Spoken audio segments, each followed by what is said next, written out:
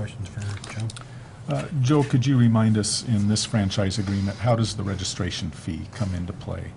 Well, it depends on what that registration fee becomes. Say if the registration fee was anywhere south of, well, and let's be clear here too, these have within them a flexibility if the franchise percentage amount goes down, then they would get the benefit of having it go down. So say if you guys set the registration or the franchise fee at 5%, then even though this says 7%, it would be able to go down to 5% for them.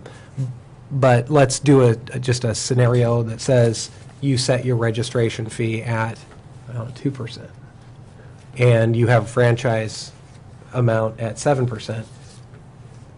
There's no way if they pay 7% of their revenues in franchise fees that 2% of the amount of business that they do in town, having all of that revenue, 7% of their revenues credit against it, it's not going to exist for them. So it basically that annual registration fee isn't, it won't see one more penny. Does that answer the question? That and making sure, just getting clarified, they will be subject to a registration fee, Yeah, assuming well- we go through second reading. Yes, there's an initial registration fee, and then which is also set by resolution, and you guys can determine what that is. I think currently under the code it's like $35. And then there's the annual registration fee, which is the privilege of doing business in town as separate from this right-of-way notion. And it could be whatever percentage you wanted to set it, if it so happened to be lower in percentage than this 7%. If it's 6%, they're still not going to pay any additional amount. Because theoretically, right, they're paying 7% of their revenues as a competitive carrier. But they will be subject to a registration fee. Correct. Okay. But what'll happen is any franchise fee that they pay will be credited against it. Okay.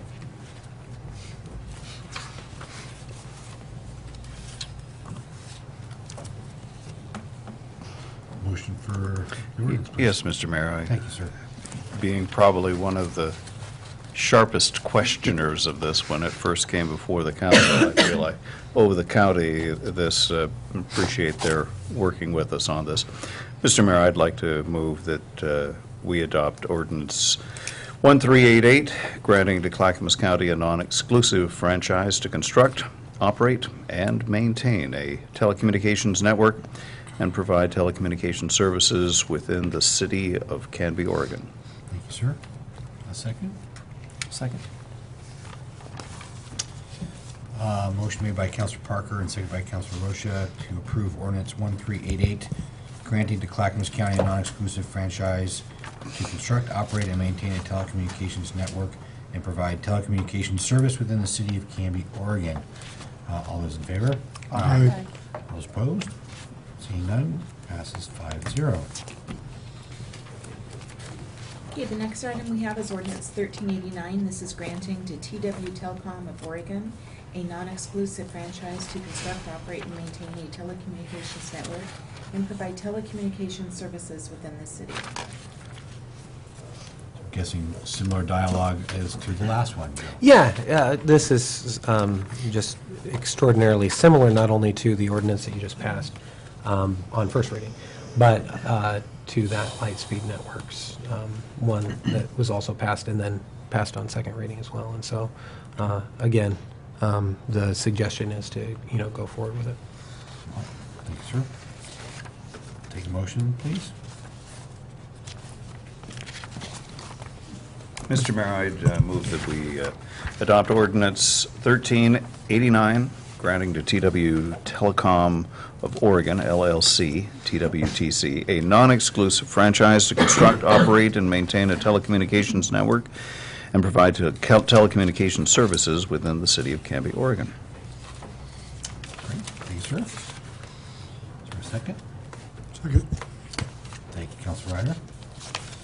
The motion made by Councilor Parker, seconded by Councilor Ryder to approve ordinance 1389, granting to TW Telecom of Oregon, LLC, or TWTC, a non-exclusive franchise to construct, operate, and maintain a telecommunications network and provide telecommunications services within the city of Canby, Oregon.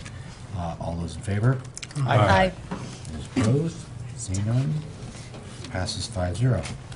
Okay, the next item we have is ordinance 1390. This is authorizing a contract with Hubbard Chevrolet of Hubbard, Auto Additions of Salem, and Ford Motor Credit Corporation for the lease purchase of two 2014 Chevrolet Tahoes with police equipment packages, and Lieutenant Tro is here to present this item.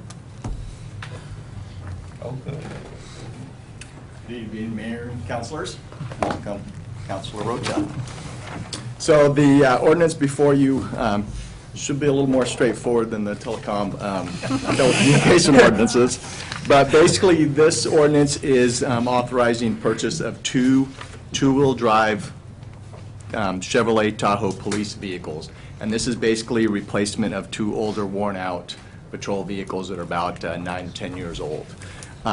Total purchase price of these two vehicles, which includes all equipment and outfitting, is $91,892.30. And this is financed over a 4-year municipal lease program through Ford Motor Corporation. One question that has come up is why a Tahoe SUV over a Dodge Charger sedan. We have both of those vehicles in our fleet. Really, the main reason we chose the Tahoe this year was it has more room. It has more leg room for our officers. We have several tall officers, several that are, I think a couple that are 6'4", 6'5", and they really do not fit in the newer Dodge Chargers. We have lots of equipment in those vehicles. I think Mayor Hodson has been in one of them or seen one of them, but it is very tight. We have with the cages, radios, radar, video camera. It is very tight, and the new ones are actually have less room than the older Chargers.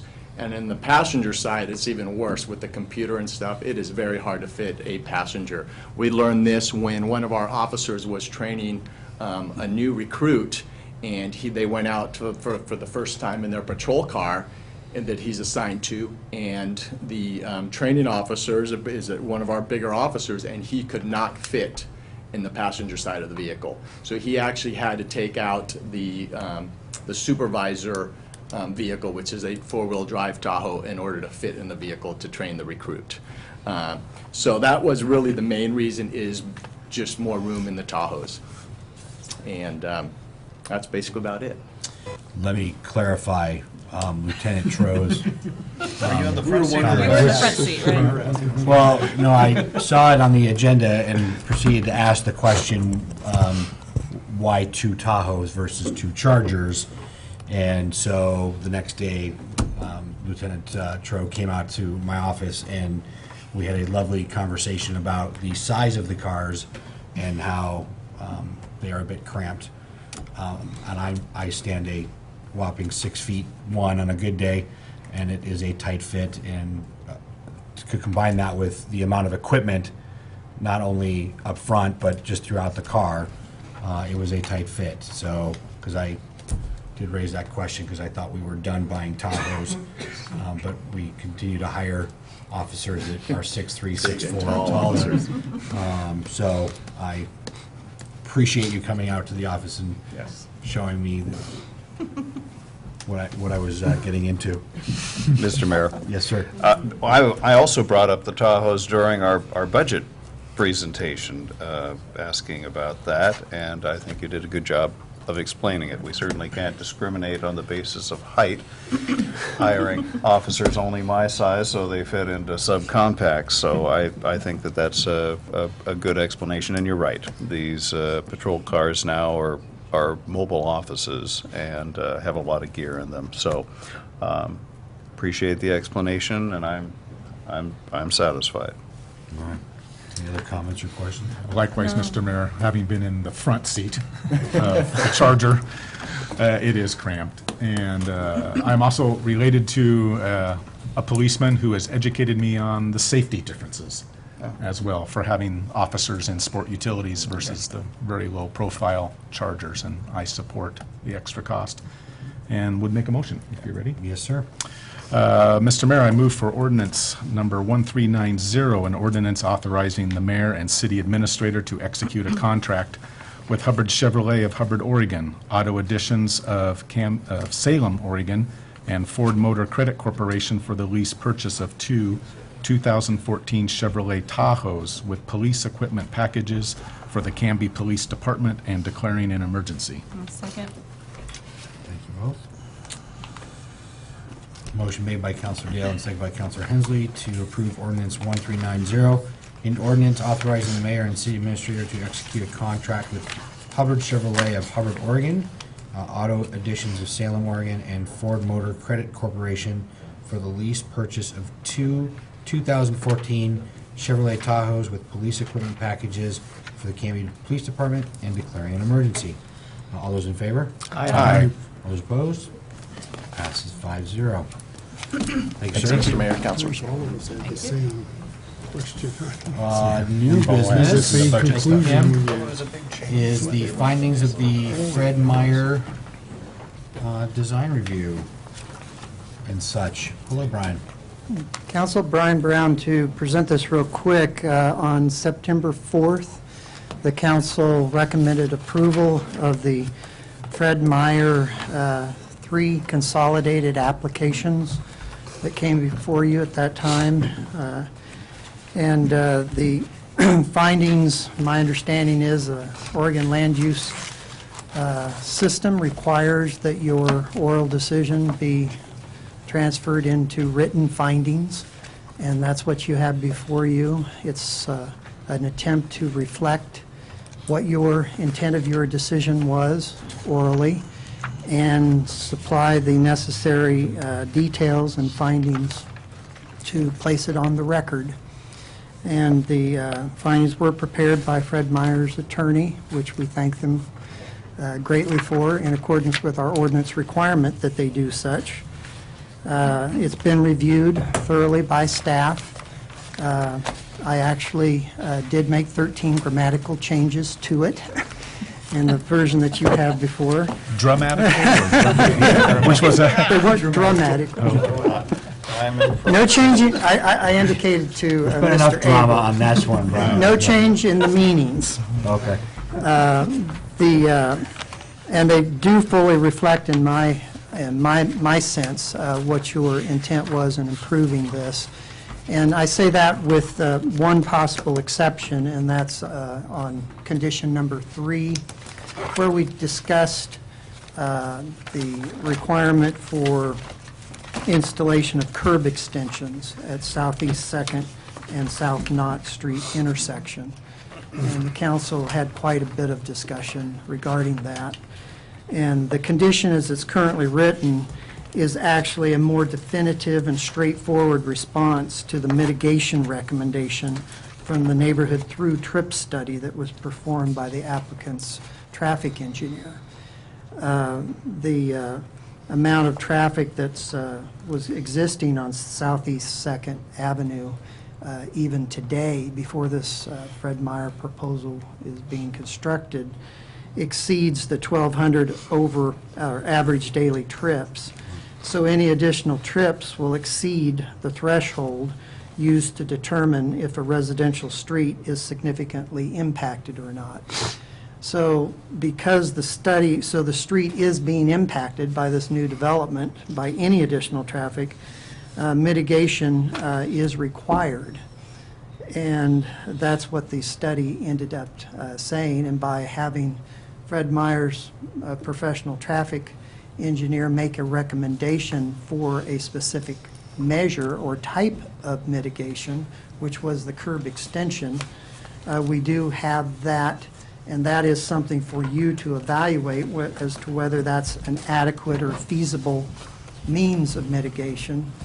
And staff would present that the study that was performed by their professional traffic engineer is as good as any study that the city would perform, and we would probably come up with the exact same recommendation, that the extension is what needs to be done to fully conform with our ordinance requirement that has the through trip study in it and says that if you're going to impact that residential street, then you need to mitigate. Your question was, are there other types of measures? And yeah, there are. But there's problems with each of those other measures, and those could be fleshed out and discussed some more. And so one of the things that you seem to come to a conclusion is, could we take a fee in lieu instead of the actual construction of the extension?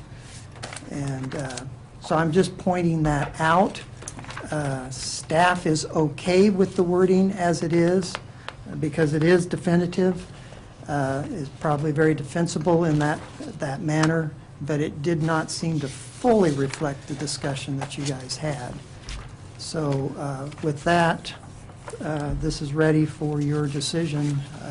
Upon a decision of these findings, then tomorrow we'll mail out a decision, and there'll be a 21-day appeal period that would begin at that point. Yes, sir. Just as a point of maybe to refresh your recollection, the number 3 that he's talking about, I think council had landed on language about putting money in escrow, if you recall, because the question was whether or not it should be a stop sign or whether it should be a bump out or whatever. And that's still the question. Yeah. Well, and so I just wanted to make sure that you guys went back to the exact conversation that you were having, just because I happen to recall it myself. So. No, Mr. Mayor, Yes, sir. I thought it was a rather reasonable answer to a question that we couldn't answer that day. So, and secondly, I think this is probably my first finding of facts in 3 years that I've voted on, and it seemed odd to me that the applicant's attorney would write it. It just seemed a bit odd, but in fact, that is a standard practice. But what I'm grateful for, Brian, thank you, is not just rubber stamping this, going through it so meticulously that you even found some ways to improve the grammar. That is due diligence on the part of staff that is not to be overlooked. So thank you for doing that. So, Joe, at this point, for this evening, Well, my understanding is, to flesh out Councilor Parker's point, is, the code is written that whoever prevails ends up writing the findings, because they're basically the ones who are going to vehemently defend them in front of LUBA if it gets there. But part of, I think, the conversation, if I can understand, and Mr. Brown could perhaps elucidate you on, is that defensibility and definitiveness is something that is sought, so as if it goes up on appeal, there isn't just this open-ended question of whether or not that what the traffic study calls for is some sort of mitigation, right, some sort of traffic calming, and whether or not having money there to deal with it is enough, or whether there has to be some sort of definitive and defensible position that this is exactly what we're doing for the mitigation of the traffic calming. And I think counsel for the prevailing party fell down on, if I'm going to go fight for this, I want it to be more definitive than just money sitting there, so we will do something. This is exactly what we're doing, so. Correct me if I'm wrong. That's exactly right. yes, sir. So then if we adopt these findings, section, condition 3 as written, that then is the sole remedy? We will not require the applicant to do anything further? That is what the condition will be for them to have their fueling station. So they will do it, yeah. Okay, and so what Mr. Brown was pointing out is, I don't like this one because it's not policy, but I'm one of the guys that admittedly doesn't like bump outs. We will in effect be saying, go ahead and build your bump outs versus flashing warning crossings or some other alternative. Yeah, and so and he's the expert on this, but if those are options that will suffice in terms of mitigation, this would be ideal to, put in the language. If I want a flashing light as a traffic calming, or if I want a stop sign, or if I want a bump out, I think now would be the time to. So to now flesh is that out. conversation point. Yeah. Thank you. Poking at. Thank you. Gotcha. Thank you. Yep. So, but it's not policy. Yes. Then the question for me would be, at what point does the neighbors in the area get to voice their opinion on bump outs in the corner of their road? If we're trying to decide this tonight. I'm not the only one in town that doesn't like them, neither does Councilor Dan. If the neighbors in the neighborhood think that there's a better way to control traffic in their neighborhood, they should have a voice. When does that get to happen if we have to decide this now? Well, you can, you don't have to necessarily accept these tonight. What I'm hearing from Mr. Brown is that whenever these findings are codified, then there's a 21-day period for appeal from the opposing party who did not prevail. But in terms of whether or not you want greater opportunity than such as we have tonight for public input, then you could create that yourself. I mean, you could hold another meeting and just for the purposes of that if you wanted.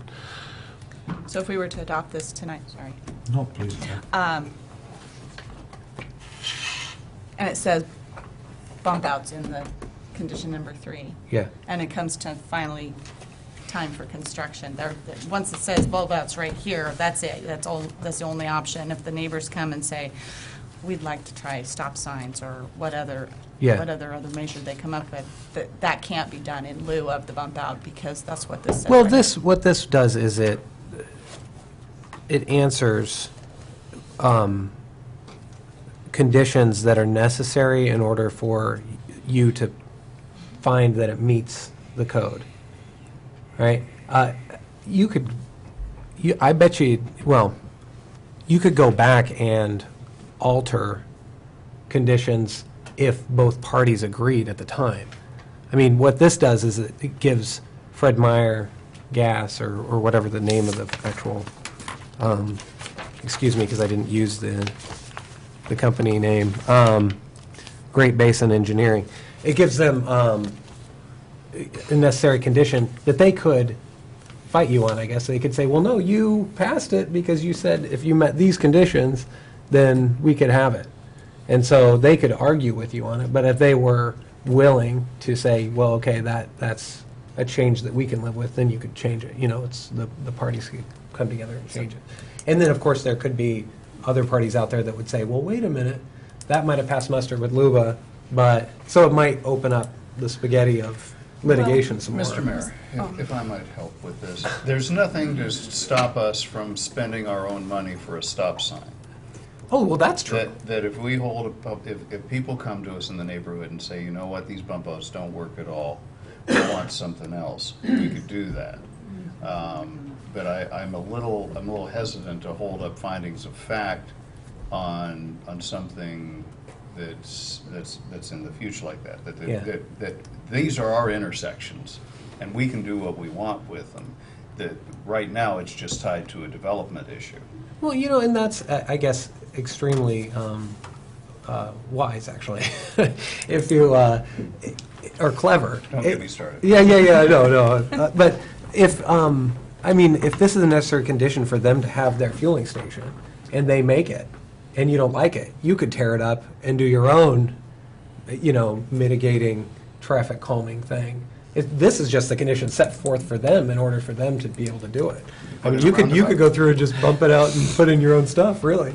I mean, that's just a little extra money. But condition 3 couldn't just simply say construction and installation of traffic calming measure. It has to say bump out. Well, Or council was solve out calling as on, something. the more definitive it is, the more it's defensible on appeal.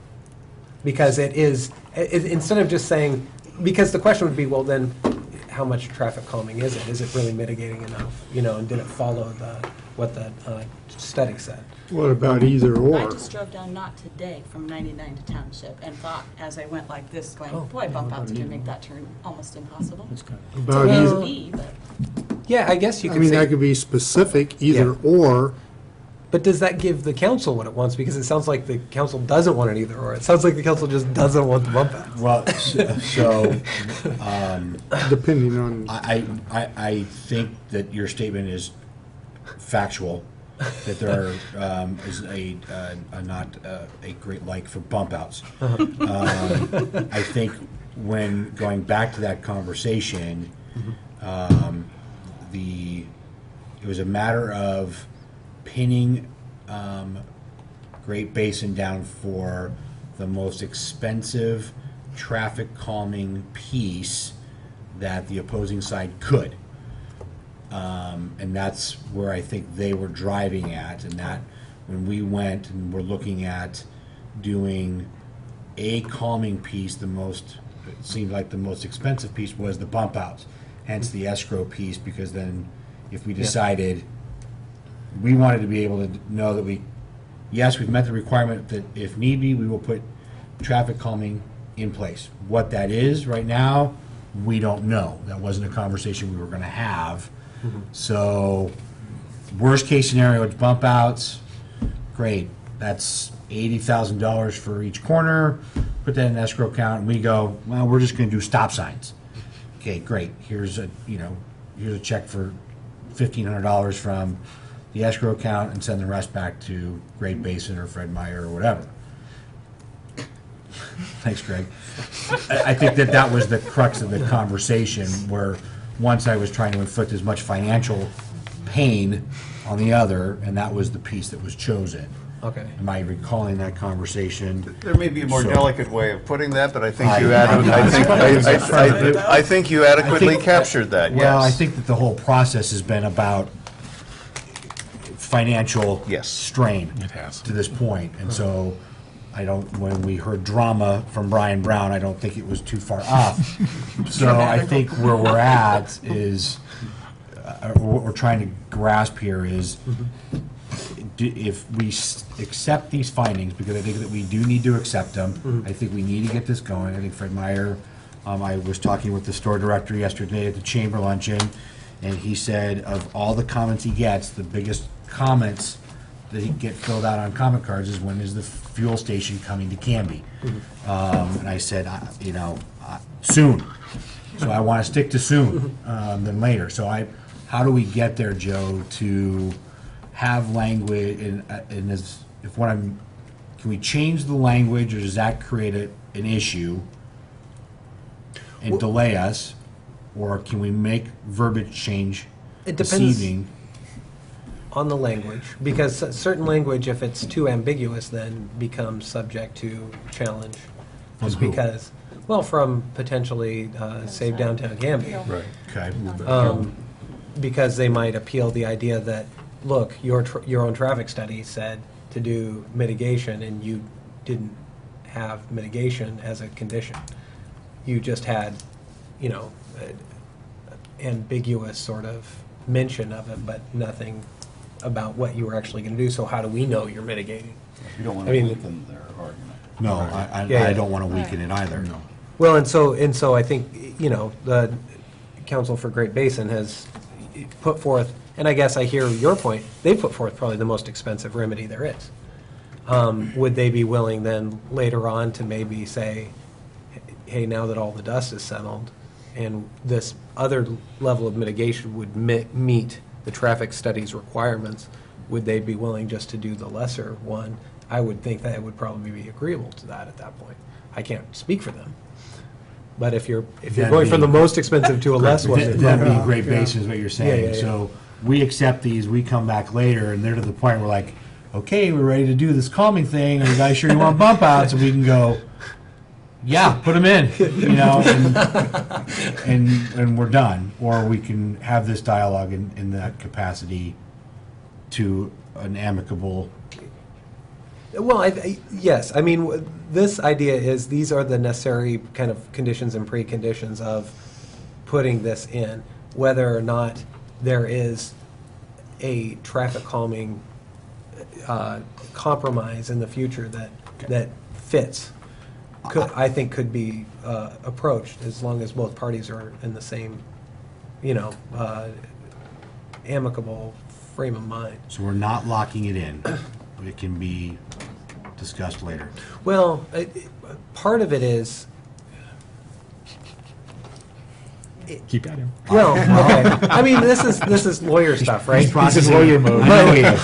But, I mean, if this I'm is just trying to get a what, gas station built. if this goes up on appeal and then it gets locked in as that is what is going to be, and that's what is acceptable, then the question would be, if you reopen that, then would that be potentially appealed as, hey, why did you change what went through the courts and was found acceptable? And do we know if that's acceptable? I appeal that. I mean, that's the danger of that. But whether or not that amount of money would be worth it for somebody to say, well, I don't know. I can't speak to different folks and what their decision-making process is on fighting fights. Well, Mr. Mayor, I'm not looking, Fred Meyers needs to go out here tonight blessed and blessed, and so they can get going. My only deal, and I know this is so far not policy, I've just observed that on township and territorial, high volume, lots of kid areas, the flashing crosswalks are great. And I feel like they're really effective. They're visually obnoxious, which is what you want. I'm not looking to, and maybe my policy motivation's wrong, I wasn't looking to calm traffic as much as I was trying to make it safer for pedestrians to cross. I'm doing the happy dance, if that could be changed tonight. If it can't, Fred Meyer still needs to go out of here blessed and blessed. Well, and let me ask, I guess, or you should ask Brian if that is a viable mitigating and acceptable. I don't think I'm prepared to answer that. I'm not a traffic professional. I know there's about 6 or 7 traffic solutions, and my assessment is that a professional has recommended what the best solution to protect the pedestrians on this street at this intersection, and it's a curb extension. Based upon the traffic that's on that street, the type of street it is, the nature of the intersection. It doesn't mean you couldn't do something else, but there are certain things, measures that do not work, that aren't acceptable to neighbors, like speed cushions and things like that, and there are stop signs that don't meet the traffic manual when you don't have equal traffic on the 2 cross streets that you couldn't do, and I'm suspecting that that would be the case on this one. So that, I go back to my original statement. If the only thing that we could potentially do is work with the neighbors, but they're not professional traffic engineers, and so what they may want may not be able to be, may not have any actual traffic protection for pedestrians. You may think it does, but it makes it worse. Right. That's the normal. Usually when citizens suggest things, it's a stop sign, and it often makes things worse, and it lessens the safety. So therefore, it's usually better to go with what the professionals say is best to do, or don't do it at all. And that's what potentially gets us in trouble, because our own ordinance says you're required to mitigate because we're impacting the traffic on that street by approving this development.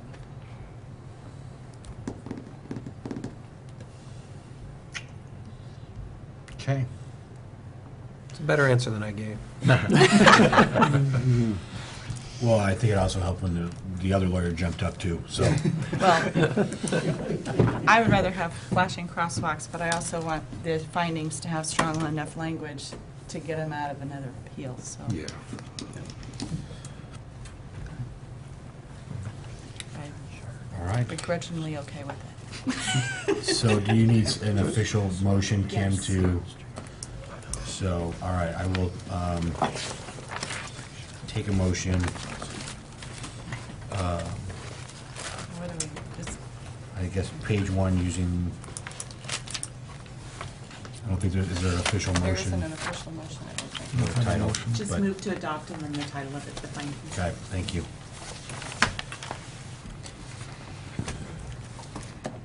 Mr. Mayor, I move Thank you, that sir. we adopt the findings of Fred Meyer, DR 12-02/TA 12-01/CZC 12-02. Thank you, sir. Second. Motion made by Counselor Rocha, seconded by Counselor Ryder to approve the findings of findings and conclusions for TA 12-01/ZC 12-02/DR 1203.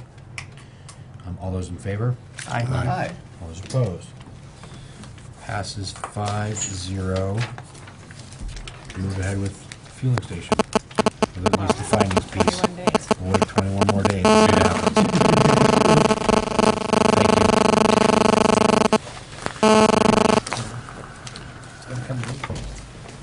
you. City Administrator, business and staff reports. Oh, yeah, I don't think there's there. Okay.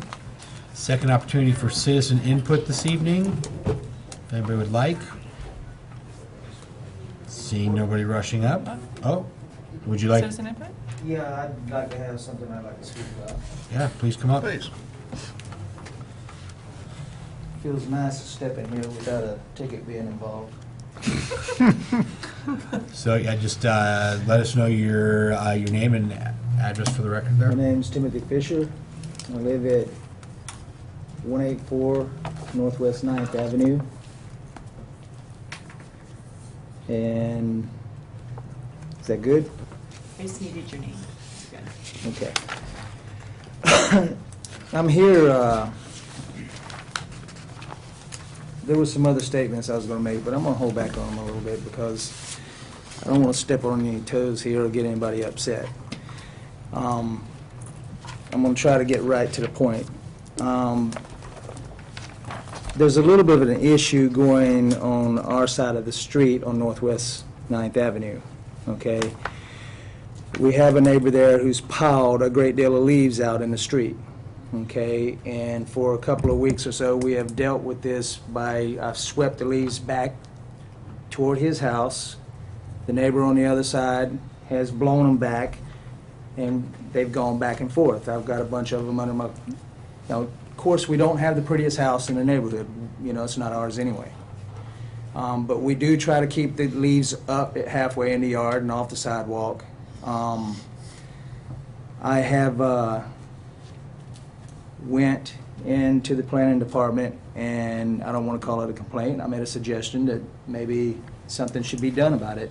And I watched the lady get on the phone to call Carrie. But there seems to be a little bit of confusion on this ordinance or whatever, 8.12.070, okay, and what it means. And the confusion is, what I'm getting is nobody can do anything about it. I mean, it states it as part of the ordinances, the code, that you can't take that and pile a great deal of leaves in the street, okay? I do see it as a hazard, and this may seem a little silly, but we just had in the news where 2 little girls got run over playing in a pile of leaves. Now, I know when I was a young fella, I used to like to cover myself up with leaves, and children don't think. And it's not just that, it can pose a lot of other problems, besides the inconvenience of neighbors. Nothing has been done about it, and it was due to the confusion of this. Now, I'd like to read this right here where this ordinance or whatever it is. And it says, a person may throw, dump, or deposit upon public or private property. Let's see, no person may throw, dump, or deposit upon public or private property an injurious or offensive substance of, or any kind of, now these next 4 words are critical. Rubbish, trash, debris, or refuse, okay? Or any substance which would mar the appearance, create a stench, or detract from the cleanliness or safety of the property, or would be likely to injure an animal, vehicle, or person traveling upon the public way. Okay? I'm not quite understanding where the problem is here. in understanding this statement, and that the code enforcement should be able to go up there and say, look, this needs to be cleaned up. You can't dump it into the street. And what I did is I simply went back into the dictionary, because the English language for each word carries about, you know, God knows how many definitions. So I went in each one of the words here, I got refuse, which is the most confusing one, and all it states here, and this is under the Webster, and I went through a bunch of other ones, and it states obsolete. So I went to rubbish, which is another one here. Now, they put these words together in this for a reason, so that it can be understood. There shouldn't be any confusion as to what it means. Rubbish, the definition of rubbish here are things that are no longer useful or wanted and that have been thrown out. Something that is worthless, unimportant, or of poor quality. Useless waste or rejected matter. Trash, okay? The next one is trash, of course, which is a part of this. Things that are no longer useful or wanted and that have been thrown away. Something that is very low in quality, something worth little or nothing. And it states rubbish, okay? You'll get your referrals back and forth on them. Then debris, which is in here. The pieces that are left over, something has been destroyed, after something has been destroyed, things such as broken pieces and old objects that are lying where they fell, or that have been left somewhere because they are not wanted. I went and dropped off 4 letters today, so that individuals can see what I'm talking about. And I try not to get into these situations where I have to do these things, but I feel it is necessary. And I had a little bit of a conversation with the planning department today about this, and how there's other things that can cause problems with. I mean, on a good, clear day with the wind blowing, the leaves are going everywhere, of course, that's bothering everybody's yard. But on a good rainy day with the rainy season coming up, these leaves are subject to go down into the drain at the end of the street, and we already have problems down there. It floods, okay? And it gets real thick down there, which that poses a problem. Not only for the cars coming through there, you know, also environmentally, because the drains are plugged, you know, which are supposed to flow freely back to where the river is. I guess, I don't think I need to go to these expressing, you know, what person means who lives at the property, you know, whether they're owner or renting or whatever. I just feel that the code enforcement officer should know these codes like the back of their hand. And if not, they should be able to consciously go and look and put things together. The 3 words should be able to put together to understand automatically. I mean, I didn't even graduate school and I understand it, okay? But I went into the dictionary online, and everything falls under the same category. So what I'm proposing is that maybe it can go in and be rewritten where it's a little more clear so that people can understand it, or the code enforcement officer needs to be a little more educated and get on her toes about a lot of things around town here and take care of it. Now, I'm not trying to pick specifically on her. I mean, if I wanted to, I could nitpick a lot of things around town, and the government, state government, and the federal government. But I'm just trying to say, I've been watching for a long time, and there's a lot of things that can be taken care of that are being neglected. Why, I don't know. All I know is I just would like for her to step up on her toes, or somebody re-educate her or replace her, one of the two. Again, if they can get this taken care of and approach the gentleman and ask him to get it cleaned up, that would be a wonderful thing.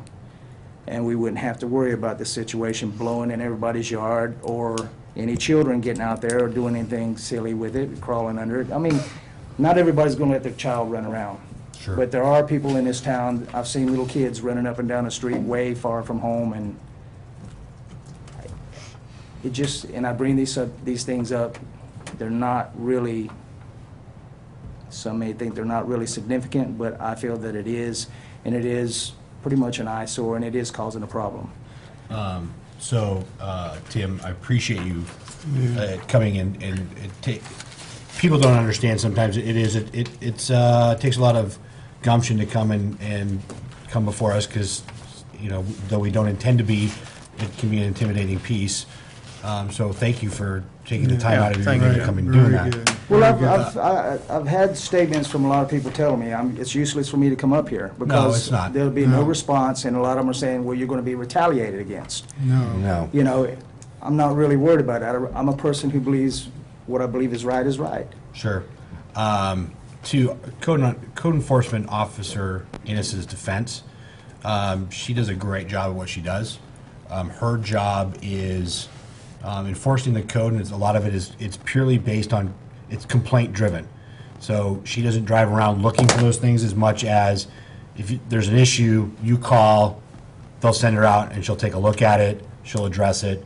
Brian Brown is our planning director, and I watched him taking notes, during your testimony here on it. So it may not be something that gets changed next month, but we just had a conversation today that they do look at our code and create a laundry list of items that when they go through and revamp it at the end of the year, take a look, they'll take a look at it and address it.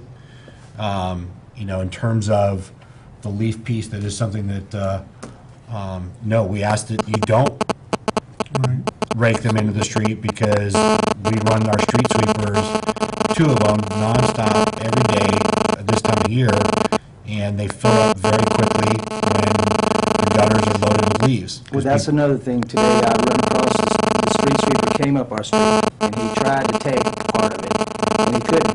Right. And it just drug it up the street, and there's a big pile left at the corner now, too. And I spoke with him about it, and he was a little bit upset that he couldn't get it. And that might be With this, I wouldn't like to see it wait a year. It needs to be taken care Sounds of. like we And it's need a very bucket clear what loader it states down there. here. I mean, I've gave you the definitions of what it states. And like I said, these 4 words would not be put in line with each other if it wasn't trying to make a statement that is very Sure. clear. I'm not going to go totally against Carrie, but there is a little bias there in areas, and there is a little discrimination because I have had to deal with it in the 9 years that I have been here, along with other people.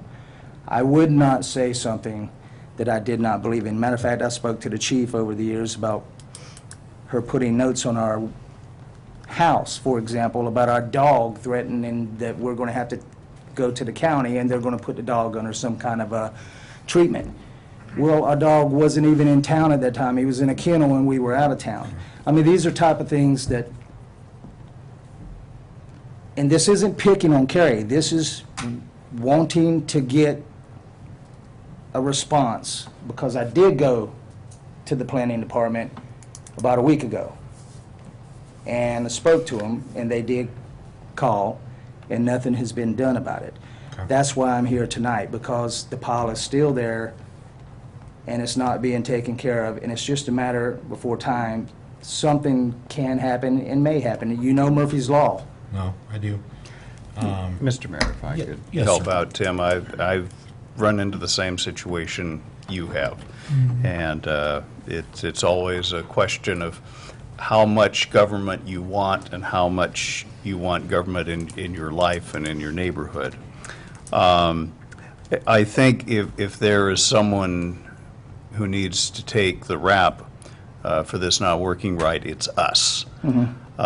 If that language that you read had the word leaves, there wouldn't be a problem. Well, actually, I can go further in here. I may have it printed out. There were leaves stated. I mean. All right. Well, let's take a look at this and have staff get back to the council so we can get back to you. And we deal with this from a policy standpoint, but what what I want people to know, what I want citizens to know about our city staff. Right. It's kind of like going to a drugstore and complaining to the clerk about how much the prices are. they don't set the prices, it's the owner of the store. We're the owners of the store, and we're responsible for the rules that our code enforcement has to enforce. And if the rules aren't specific enough, then that's our fault, not hers. Right. So it is up to us to figure out, one, from a policy standpoint, do we want to insert specifically leaves or not? Because right now, we do have some inconsistency with the city telling people not to put leaves in. Okay. But you're telling us we don't have the ability to enforce it. So let's try and figure this out. Okay, here's one of the definitions for trash, and this is from dictionary.com, okay? It says trash, anything of little use or value, perhaps from, well, it just says perhaps where it's from.